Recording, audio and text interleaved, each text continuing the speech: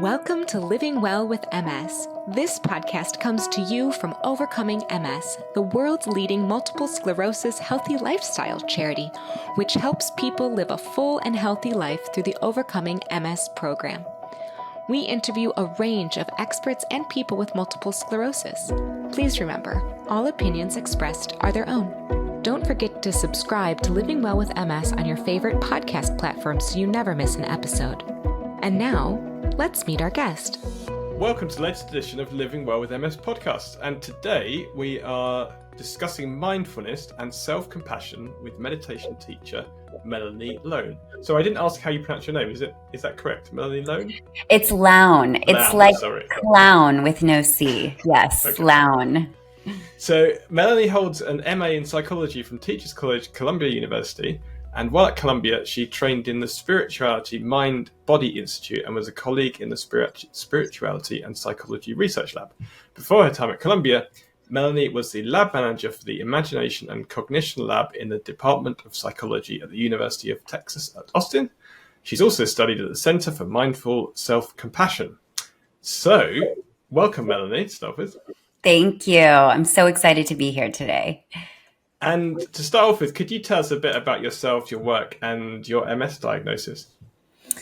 Yeah, I'll actually start with my MS diagnosis because it really informed a lot of the work that I'm doing now. I was diagnosed with MS in 2018 following months of mysterious symptoms. And I also have a BFA in dance, actually, and lifelong dancer. I got my BFA in dance in my early 20s.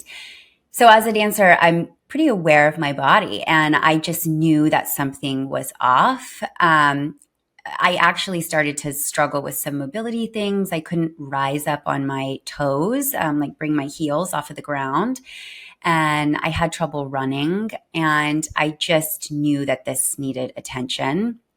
And I also tried to, explain a lot of these things or validate a lot of what was going on with other explanations, to talk myself out of it. Like, oh, I'm probably just anxious, or maybe I just, did a really strenuous workout and this is the effect of it. But interestingly, when I really decided that this needed medical attention, I found that my doctors had the same responses to explain what was happening. Like, maybe you're just anxious, or maybe you did a really strenuous workout and you have a pinched nerve or something. So it took several months and seeing several doctors to actually gain the diagnosis. And I've heard that, is a shared experience with a lot of individuals with MS. I can only assume that there are quite a lot of people who don't have MS, but have some of the symptoms that we have, and that's why this happens. Because it's almost everyone with MS. The first time they go to the doctor, they're told it's something else. Sure. And it's only once you have multiple different things, and then it's like, okay, then they start to, it was with me. It was the one thing that did it for me was my sight, because I went to an optician and they said there's nothing wrong inside your eyes. Right. There's something going. I was having double vision. They said, but they're both looking the same way. They're both working fine. Something's happening in your brain with the signal. You need to see a neurologist. Right. Yeah. And I imagine, that's such a good point. A lot of my work has actually started to consider compassion for medical professionals, because I imagine it's difficult for them to try and decipher exactly, what is going on. Are you anxious? Did you just have a strenuous workout, or is there something else going on? And, I don't know if we have the right answer, but I know that there has to be a balance between self-advocacy and, your doctors really believing in what you're saying, and also being able to treat a lot of people. And some of those people aren't going to have MS. So yeah, that's a great point that you bring up. And a lot of my work is focusing on how we can bridge that gap between medical professionals and patients. But yeah, I was diagnosed shortly after the MRI. I mean, within like a couple hours, they called me to say, we did find active lesions in your brain and you need to go to the hospital to be treated. And I felt very strongly that I needed immediate medical attention and that I wanted to be checked into the hospital and receive IV steroids and get further testing like right away. I just couldn't imagine going home, and just sitting there waiting. And I know that's a lot of people's reality, that you wait for months sometimes to see a neurologist and get the next steps for whatever your treatment might be, or even just testing. So I went to the hospital, and within a couple hours of being there, they actually thought that this might not be MS and that you actually might have a brain tumor. And that was really a huge part, not just in my diagnosis story, but to the next life path that I would take, the next steps in my life. It completely changed the trajectory of things for me, because MS in and of itself can be an existential reckoning. But then when you introduce, okay, are we also considering mortality? It was just on the next level, Yeah, a lot of people said that to me. It's like, how did you take the diagnosis? I said, well, that was the same for me. The alternative was brain tumor. Okay, so, I've heard that from several people. Well, it wasn't the doctor didn't tell me this. That was Dr. Google, essentially. But sure, of course, right. I was in that long time for a diagnosis situation, which is what we have more in this country, because there's definite pros and cons. So we have free healthcare, but it does take a long time. But we do have access to loads of cutting edge drugs for free, and so there's great things and terrible things. One of the downsides is it takes a long time. But then obviously you go to Google and definitely, and then you maybe it's a brain tumor, and then you're like, okay, when I had an MS diagnosis, it's like, well, on the plus side, I don't have a brain tumor, so it's not a terrible thing. Absolutely. Yeah, and it can be scary. I mean, Dr. Google and I know each other well. I spend quite a bit of time. And I think there's, like you're saying, pros and cons to that too, because it did lead to more self-advocacy, but you can also go down a rabbit hole. And I'll talk about that a little bit more as we get into mindfulness and self-compassion today too, but how we can utilize mindfulness and self-compassion when we feel like we're going down rabbit holes, but also use it to make informed, well-aware decisions like self-advocacy. But having that misdiagnosis of a brain tumor and, the moment for me to ask myself, am I really doing what I want to do with my life? And do I feel like my purpose here is being fulfilled? I've never felt so explicitly called or told, or whatever word you want to use, to do something. But I went back to school to finish my degree within like a couple months after that. We went back and forth between brain tumor, MS for like about 48 hours. And then they finally settled on, no, this is in fact multiple sclerosis and, not a brain tumor. But just those 48 hours of considering my mortality completely changed the trajectory of my life. So when I went back to UT to finish my psychology degree, I just knew that this was something I was really passionate about, and I felt really strongly about learning more about psychology, and is this going to inform, the next steps of my life? I had really no idea end game, just that like this was the next step I was going to take. And that led to me going to get my master's in psychology at Columbia and concentrating my studies in the mind-body spiritual connection, and specifically on, how integral spirituality can be to our overall well-being. And I'll get into the definition of spirituality and how we define it in our lab a bit later, but I don't want to lose anybody with that term. Basically, just think, a greater existential understanding of my, purpose and meaning, and how I interact with the material world, but then also, the mystery of what could be after. And so what does your work involve now after the study? Yeah. So I am very passionate about mindfulness and meditation and working with individuals to live a more conscious life. All of this informed from evidence-based psychology perspective. And I hold workshops, actually finished a workshop recently that I'll be repeating specifically for an audience of individuals with chronic illness called The Era of Exhaustion, and how our world we can get caught up so easily in a world of things that may not really be pointing us into a direction to understand our purpose and our meaning, and how we can sometimes get confused with what our identity actually is and what that means.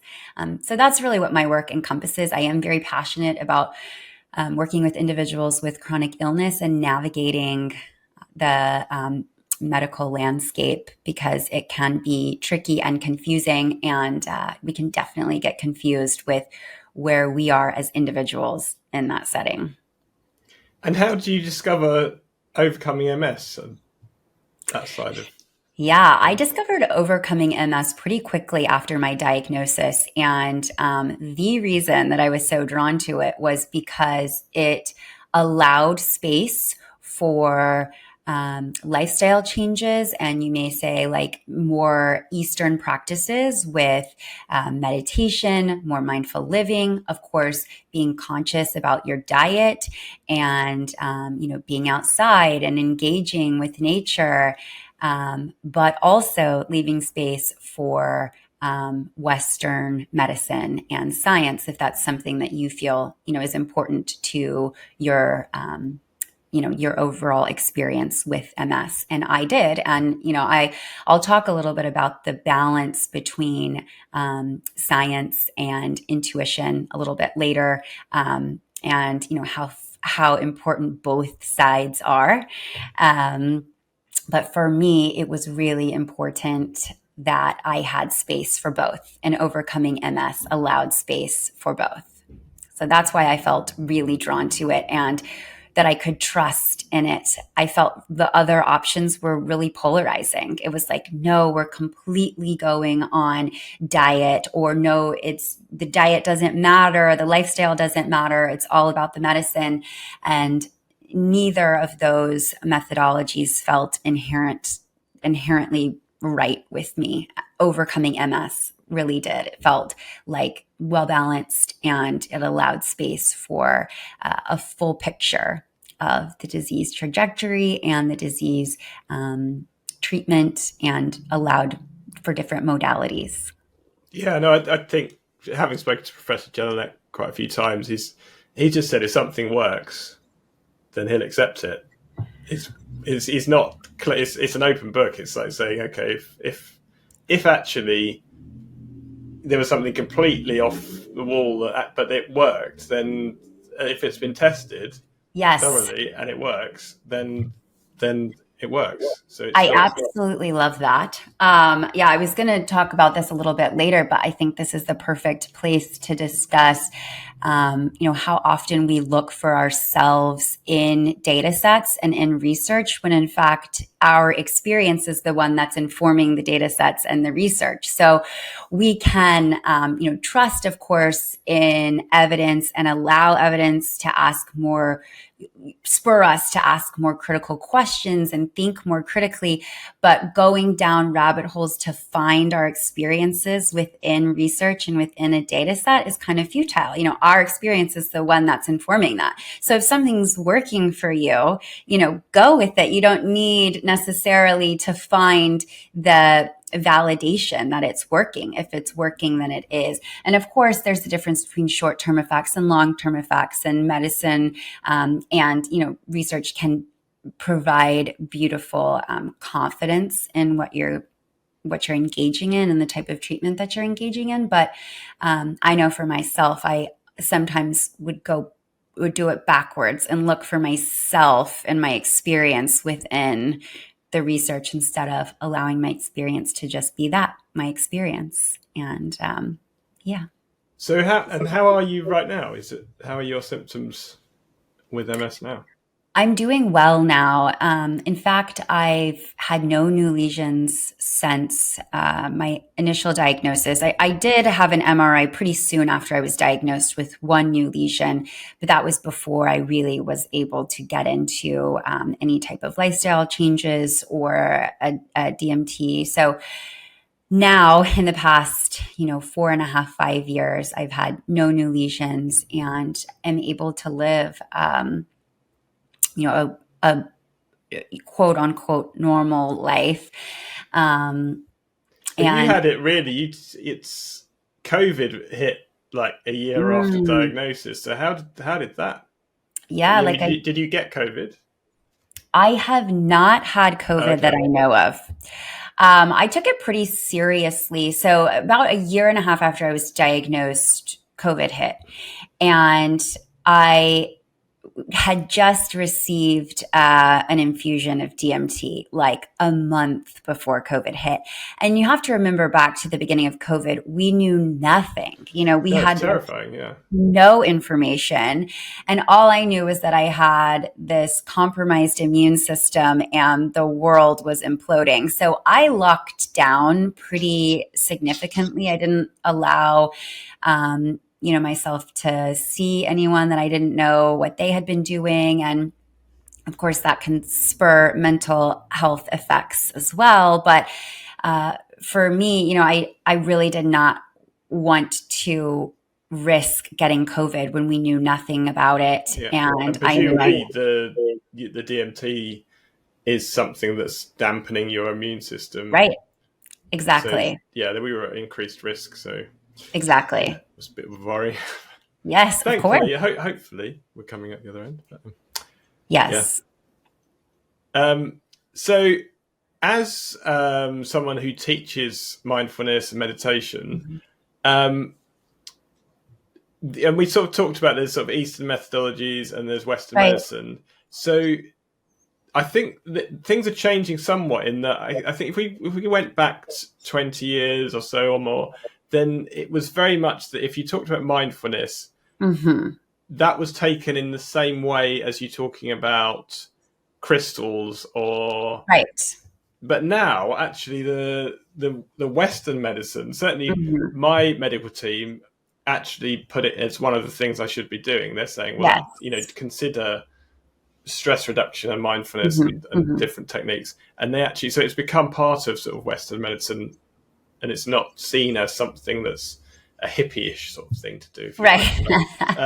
But so do you see that mindfulness is central to well-being? Yes. So mindfulness has really gained momentum in Western spheres in the past, 50 years. And even as you're saying, in the past 10 or so years, it's really gained momentum in Western medicine. My doctor also speaks highly of mindfulness and meditation, and there's a lot of evidence that supports this. I'm going to talk a little bit about, first I'll share a little bit about my own personal engagement with mindfulness and meditation, and then I'll get into a little bit of research and evidence. So I believe that when we are able to live more mindfully, we can have a less judgmental and less attached perspective of our life and our experiences. This is key for individuals with MS. It can be really scary when you're experiencing symptoms or when you're going through a relapse or a diagnosis. And so allowing yourself to be less personally attached, like it's part of your identity, can have significant effects on your overall well-being. And mindfulness does allow us to step outside of ourselves and see things with a little bit more curiosity and a little bit more objectively. So I will share a little bit about the research because this is foundational to my work and I believe in it wholeheartedly. So there are fMRI, functional MRI scans of experienced meditators that show that our default mode network is going to be quieter and slower than that of individuals who don't meditate at all. The default mode network is active when we are ruminating or daydreaming or scanning for threats. Even when you get like likes on social media, your default mode network is active. And it's called the default mode network because we don't need to engage it. It just happens. It's like our default state. And depending on the research you look at, it can be active 50% of the time or more. So it occupies a lot of our brain activity. It's sometimes referred to as the me network because it is how we find our sense of self and our identity and solidify ourselves as separate from the rest of the world. So in some ways, it helps us understand, ourself and how we interact with the world. But when we are engaged in meditation and in mindful living, we can drop into more of an understanding of ourselves as part of the world, more of an existential understanding of what we're doing here on this world, our purpose and our meaning. The research that supports my program at Columbia shows that the regions of our brain that are active when we are spiritually active. So that's not crystals or hippie or woo-woo or any of that, but it's more of how we are part of something larger than ourselves and how we are okay with engaging with this part of our world that we may not have right in front of us. When we are spiritually active, that region of our brain is the same that's active as when you're depressed. It's like opposite sides of the same coin. So with this, we can see that, okay, when I'm spiritually active or when I'm seeing myself as part of something, larger than I can explain and engaging with this world, I'm understanding existentially what my meaning and purpose is, then that is protective over the diseases of despair, like depression, anxiety. So really meditation and mindfulness are a vehicle to protect us from the diseases of despair. And it can actually change the way that our brain is shaped and, of course, functions. So this is something that's come. There's a mindfulness recording that I quite often listen to.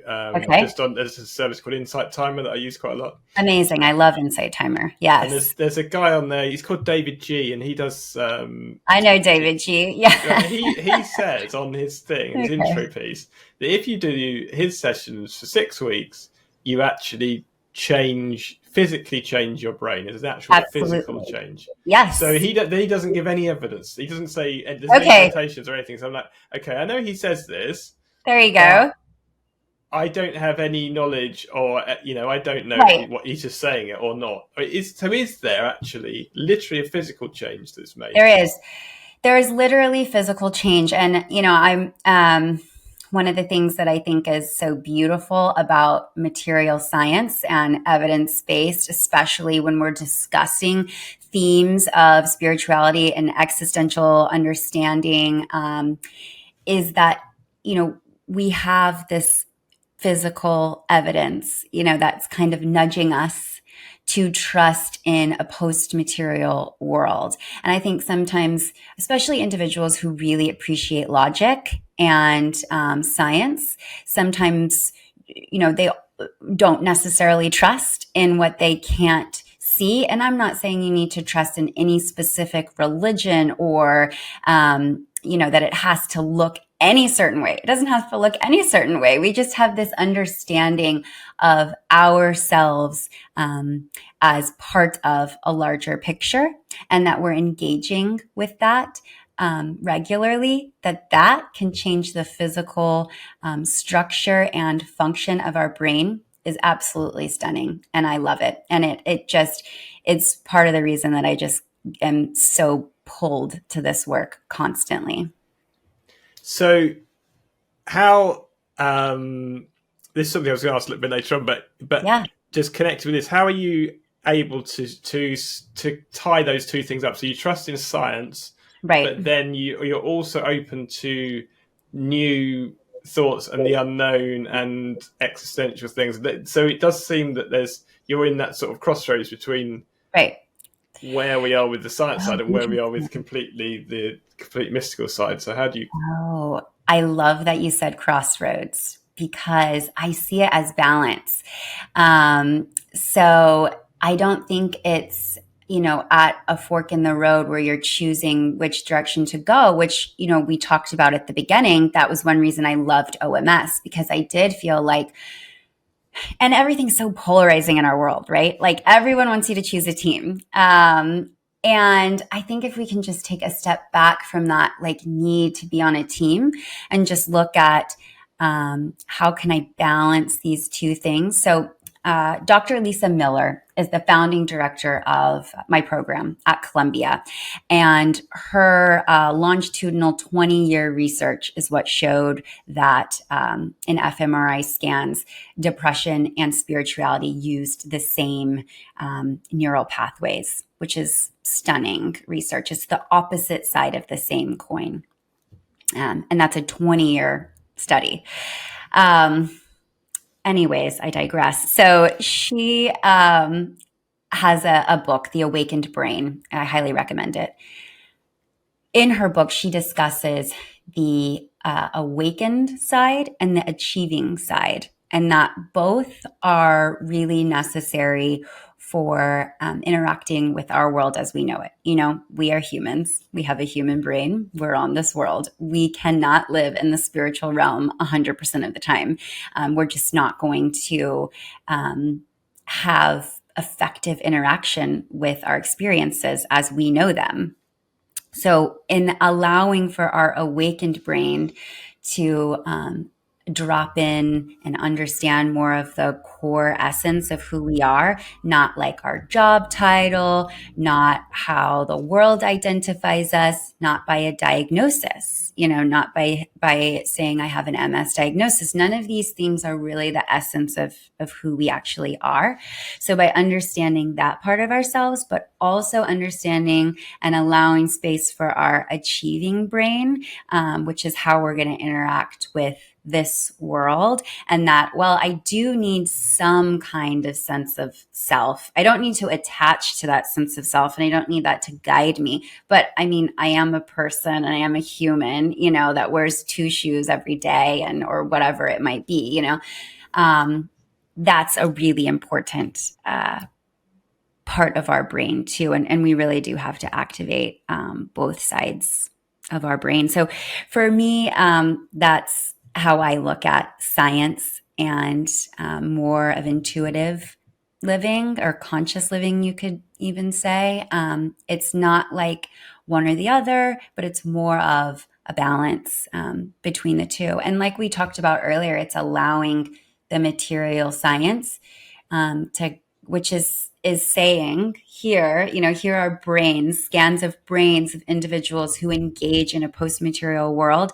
It's a worthwhile pursuit to not trust solely in the material science, but to also trust in what we say in my program, the post-material science, or science that's something we cannot see, because there is actually beautiful science of the post-material world too, and gaining more and more. And if you go back far enough, then loads of things that are now science were then magic. So if you go back 2,000 years, then magnetism would probably have seen, they wouldn't have understood it. And all these things they just didn't understand. So how would people thought that things flying was some form of magic, things that magnetism would be magic, or all these things that we now just think, oh no, that's just, we understand how that works. That's aerodynamics, or that's magnetism, or that's gravity, or whatever, we understand. So I think as science is just that a lot of these things, once there's enough evidence, they just get shifted from what was mystical into, oh no. And I think that's where mindfulness probably is at now, isn't it? It's sort of shifting from a mystical thing into a science-based thing. Definitely. And that's such an incredible point. And that's really the function of how I see science. It is informing more critical thought for us to ask more critical questions. I mean, the reason we didn't have science on these things before is because we didn't ask the questions. So just because something isn't evidence, like you can't see tangible evidence right now, doesn't mean that the evidence doesn't exist. It just means maybe someone hasn't asked the questions yet. And we have to be we have to use that balance of our awakened brain and our achieving brain to ask ourselves, and to employ, a little bit of intuition, like, okay, do I think that this could be true, or does this just seem so far-fetched? And it might be a different answer for different people, and that's okay too. I also really recommend Cured by Dr. Jeffrey Rudiger. He's a Harvard MD, and he studies spontaneous healing.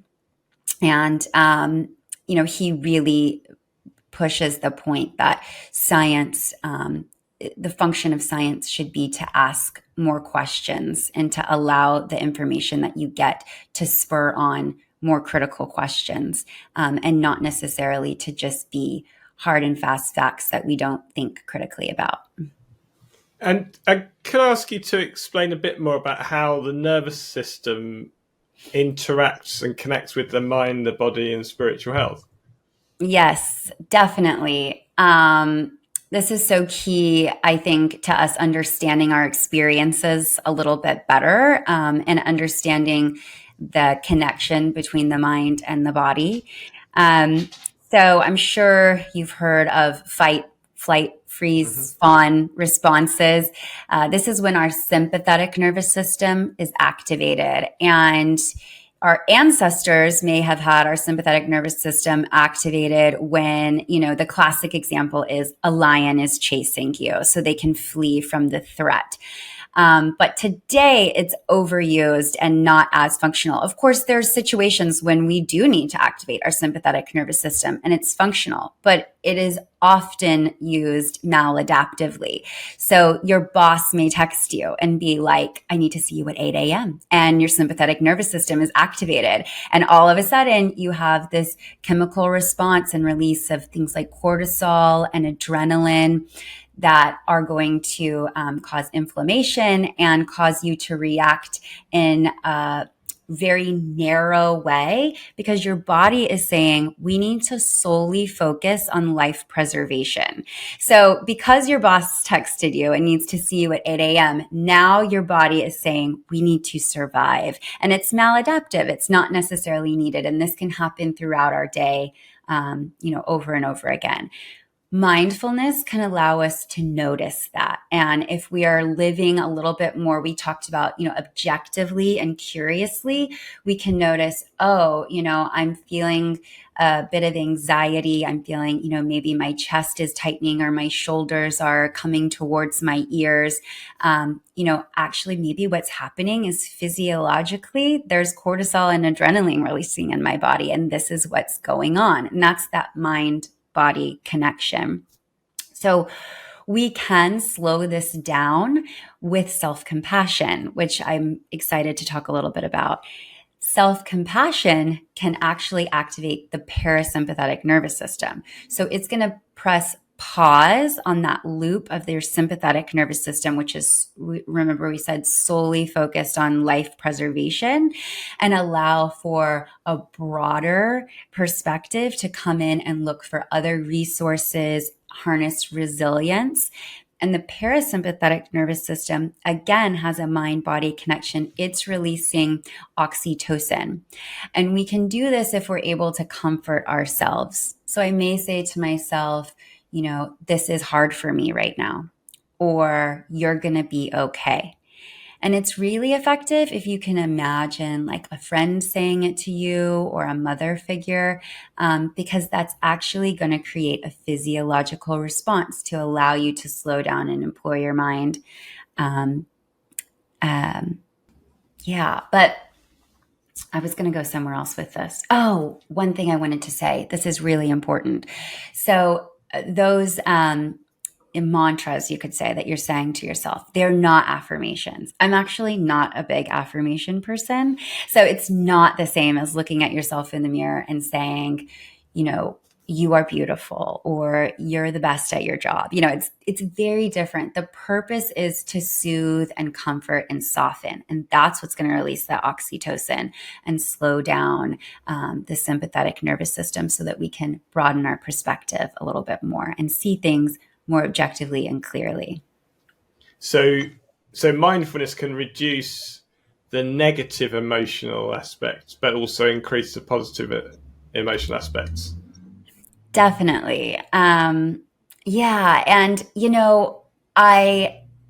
I love positive psychology, but I do want to qualify that, emotions are not necessarily positive or negative. They're just that. They're emotions. So they can inform our experience. They are part of our experience. They can, our experience is not necessarily guided by them, but they encompass our full experience, and they're not necessarily good or bad. And really, when we start to get tied up in that, it can get right back into the mind-body connection as our body anticipates what's going to happen negatively or positively.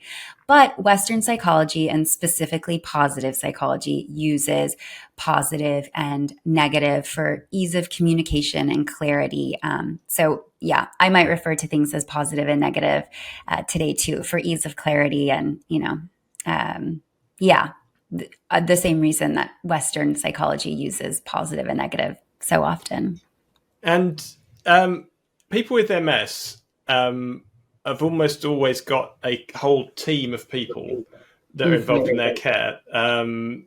And if not, I would encourage people to look out, because I think certainly there's a whole load of people. So there's at least 4 or 5 different specialists that I'm in regular contact with.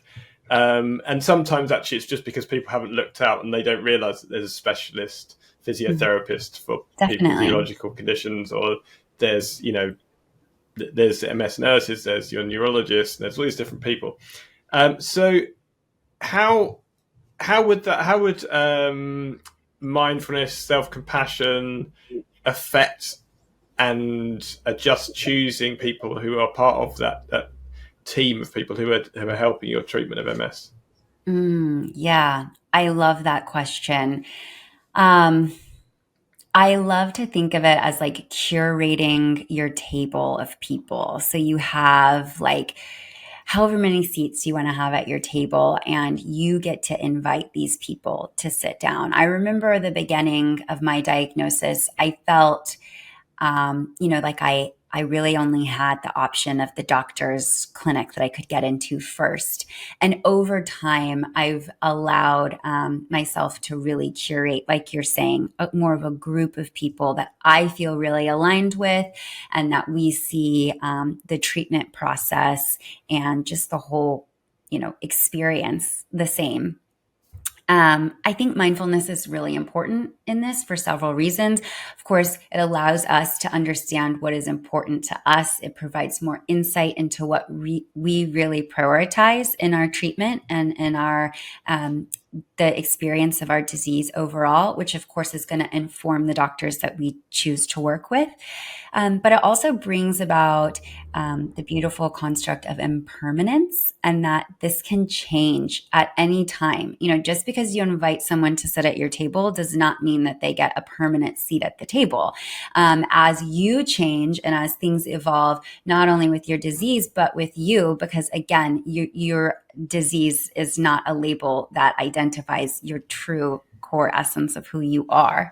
That's going to change, or that could change. And so you might want to, consider that the seats aren't necessarily fixed, that they can rotate, or you can invite other people in, or you can choose to let someone not sit at your table anymore.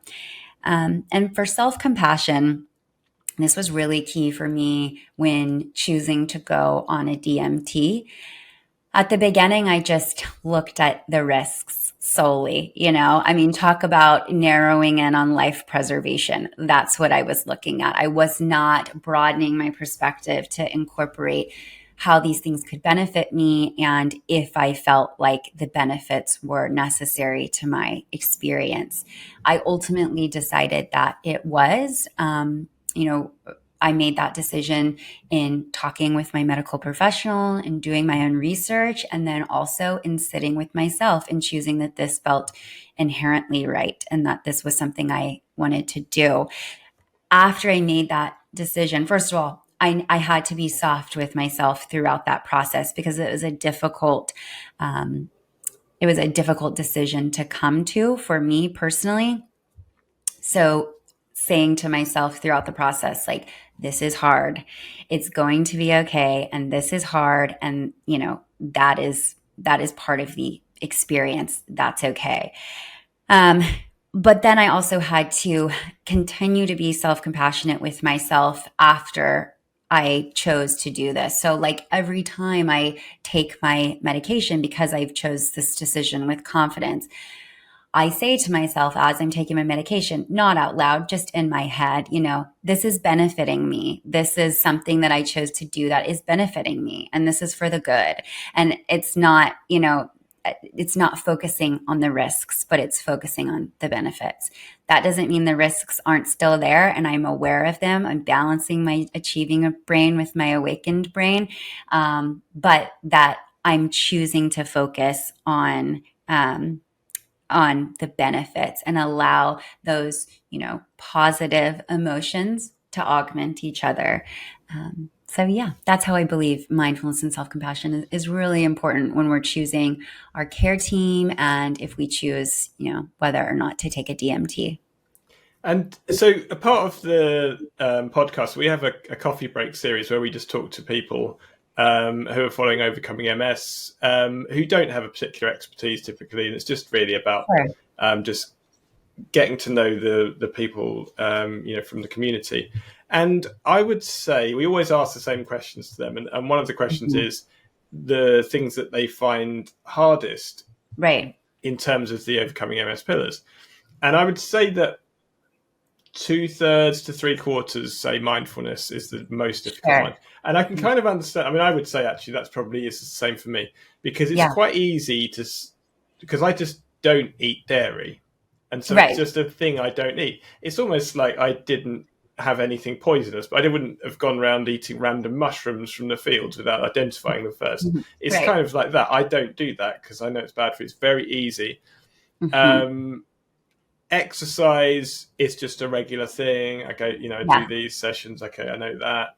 And mindfulness, I think, because it's something that sort of fits in around anything else, it is an easy one to let slip. And so personally, I don't know what you're going to say, but personally, I find if I keep a journal I keep a journal of everything I've done with sort of MS things that day. So it's like, okay, these are the exercise things I've done, and this was the mindfulness session that I did. And just because I wrote it down, then I just know that if I didn't write it down yesterday, or I won't be obsessive about it, but I know that I know if I've done it or not done it, because it will just be on my list. It's like accountability. Yeah. And I do it the same with, I'm doing a thing at the moment where I'm doing it's just an app for press ups. It's sort of, apparently it'll get you to 100 press ups. I don't believe that, but okay. It's like if every other day I've got to do so, and it just sort of like it tells you, so you got to do these and do these. And like if I keep with that, then I'll certainly improve.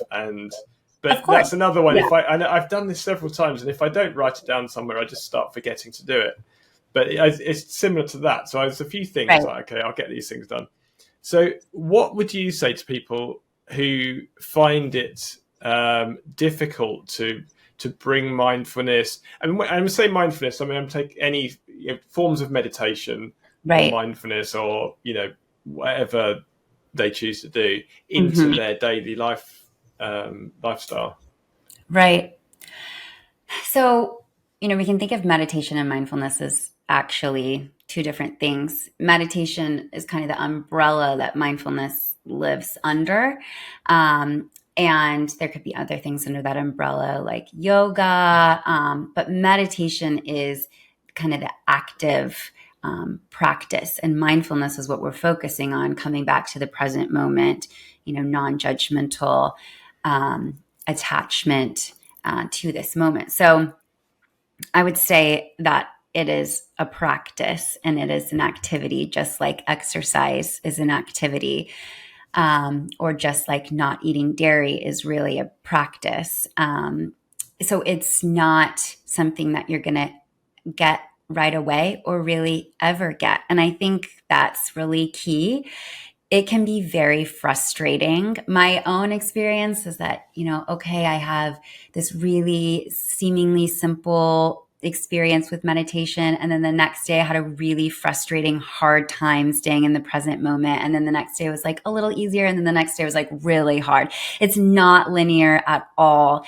And that can actually make it fun and exciting. And if we look at it non-judgmentally, can bring in the element of curiosity and playfulness to your practice too.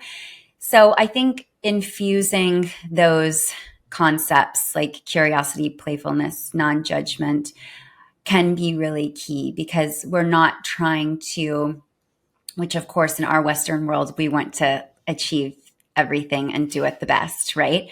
But that's not really the goal. It's about dropping into that true essence, understanding yourself, gaining insight, and also just coming back to the present moment again and again. More foundational tips that I would have is to start small, even 2-3 minutes. You had mentioned Insight Timer. That's a great app. I love Insight Timer.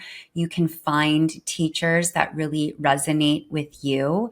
I should be on Insight Timer by the end of the year, so look out for me on there. Maybe some of my meditations will resonate with you. But I think finding someone that you feel is easy to listen to, not distracting, but that is, kind of just fits in your style of meditation. Because of course you're going to come to it with everyone's going to have a different style of learning and how they want to meditate, which can also be fun to learn over time. And we're going to go back to self-compassion, of course, have compassion with yourself, that even if it's not the best meditation you've ever had, you gained, 0 insights and were completely distracted. You sat down and you practiced, and it counts. And just to be soft with yourself. Yeah, I think firstly, I'd just say there's other apps and things available as well as Insight Timer. We've mentioned that one. There's loads. Of course. There's Headspace. There's all sorts of others. Insight Timer is nice because it's free. But, and I think it's on all the platforms. I think you can. I don't think it's on computers. I think it's smartphones. But I do think that's exclusive, to your phone. It's on Android and iPhone. So but there are lots of other ones. So we're not promoting that necessarily. No, we're not. We're not promoting it. Yeah, I do think I'll also mention though, just one reason why I am fond of it is because it has so many different teachers on it. So you can explore who resonates with you, but you can find teachers on YouTube, a lot of teachers on YouTube as well that are free, and you can explore and play with different styles that resonate with you. I sent some suggestions that should be linked to this. Yeah, there's going to be show notes. So if anyone looks, if you're watching on some sort of platform with notes underneath, it'll be on there. If not, then you can check through the Overcoming MS website, and there's show notes which have all the links. So yeah, perfect. Yes, and there's also. Sorry. I was just going to say there's also book recommendations and the articles that support some of this evidence if you want to go check that out for yourself too. I just wanted to come back to a point you had then, because I remember I had one amazing session of mindfulness where my mind didn't get distracted, and for quite a long time I was just completely in the zone. And then afterwards I thought, I've nailed this now, I can do this. And what you were saying about the up and down, I think then actually it was a problem, because then I was a bit obsessed. I was like, why can't I get back to I've worked it out, I can do it. So why can't I do it every time? But I think that's something you need to learn, is you can't do it every time. And you don't beat yourself up, because it was that moment of doing it, like of having an amazing session, actually almost for a little while made things worse, because I was like, well, why can't I do it that well? Right. And I was judging myself by my life, which is really unmindful thing to do.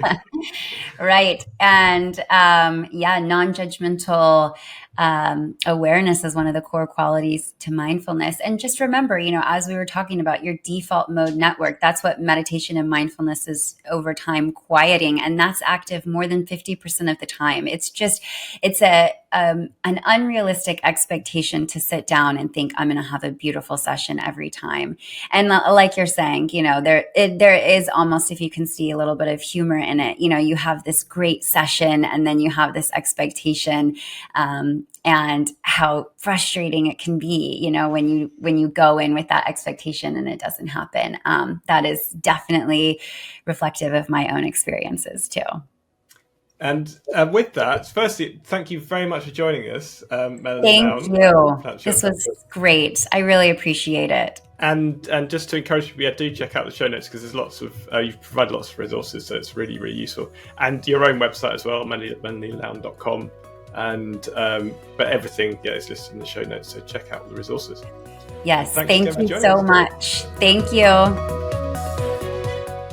Thank you for listening to this episode of Living Well with MS.